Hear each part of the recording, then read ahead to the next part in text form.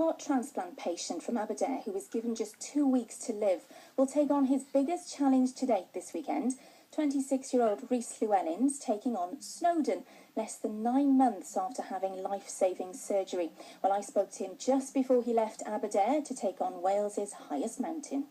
I'm really excited. I'm just keen to get the show on the road now because a lot of preparation has gone into it, and been sort of doing a lot of mountain walking, so I'm just keen to challenge myself now. And it'll be a phenomenal feat when you actually achieve it. You know, to think just a matter of months ago, it was really touch and go for you, Rhys, wasn't it? You couldn't have imagined this sort of 8-9 months ago, really. I couldn't really leave the house. I was so weak. So this is going to be a bit of an achievement. You know, it's something I've been looking forward to and sort of preparing for a while, and I know I can do it, so looking forward to it.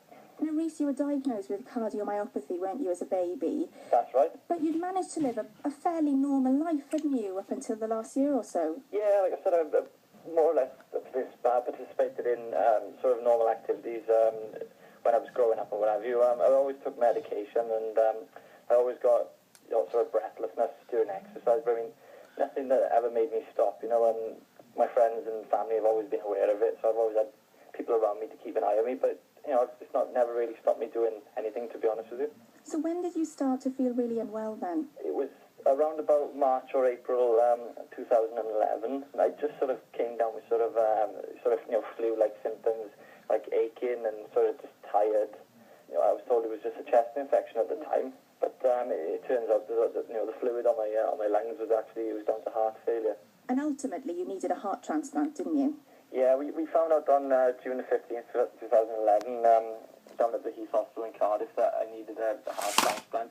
We knew that the only sort of solution was going to be a heart transplant for years, but you don't think it's going to happen to yourself. You know, once you get past those sort of key years of sort of just after I left school and things, 16, 17, 18, I've always had a busy lifestyle, so I mean, I presumed if anything was going to go wrong, it would have happened then, really, to be honest with you. So I didn't expect it to happen when I was 25 and sort of relatively settled. And it must have been a huge relief for your family when finally, the doctor said to you, we've managed to find a suitable donor. Obviously, a bit of a strange situation to be in, because obviously you appreciate someone else has lost somebody, but then at the same time, you've got to think that there was nothing else they could do for them anyway. So it was a relief for my family, and I could even see the weight lifted off their shoulders after I came round after my operation, and I could just see the worry lifted from their faces. Really, you could see in their eyes. You know, it was definitely a huge relief for everyone, friends, family, colleagues. And is that perhaps part where the determination comes from to take on something like Snowdon now? Yeah, I've always been pretty determined, to be honest, because I've always been told, you can't do this, you can't do that. I never really thought I'd be able to do Snowdon, but it did. During sort of the recovery after the operation, it did make me more determined, and obviously I had a lot of help of people, and I wanted to give something back. I've just got to pace myself on my way up there, really, because physically I'm sort of pretty fit now, my legs and muscles now, but I still get a bit out of breath. So I've just got to sort of not head into it too fast, if you know what I mean, because I have got a tendency, as a lot of youngsters have, really, to try and sort of, go into things too fast. So I just got biggest challenge for me will just be pacing myself. It's for a great cause as well, isn't it?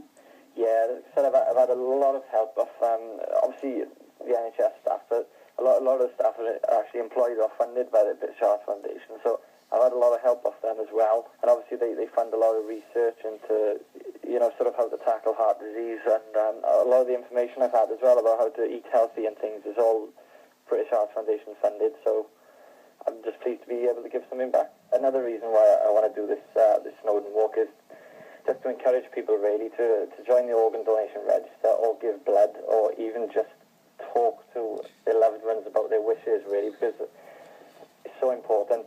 If some family hadn't decided to make that decision, I wouldn't be here today, so there's living proof.